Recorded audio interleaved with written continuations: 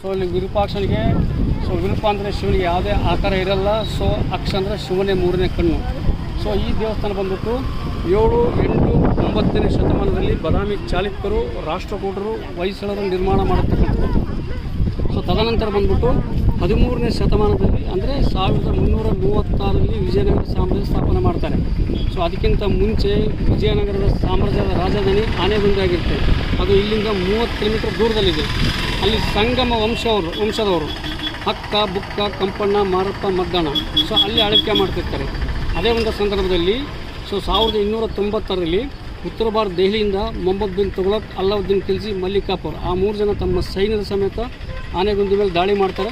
So ದಾಳಿ ಮಾಡಿಬಿಟ್ಟು ಆ 5 ಜನ ರಾಜರನ್ನು ಸೆರೆಹಿಡ್ಕೊಂಡು ವಾಪಸ್ ಡೆಲ್ಲಿ ಕರ್ಕೊಂಡು ಹೋಗ್ತಾರೆ. ಇವರು ಒಳ್ಳೆಯ ವ್ಯಕ್ತಿ ಅಂತಾಗಿ ಗೊತ್ತಾಗಿ ಅರಿವಾಗಿ ವಾಪಸ್ ಕರ್ಕೊಂಡು ಆನೆಗೊಂದಿ ಬಿಡ್ತಾನೆ.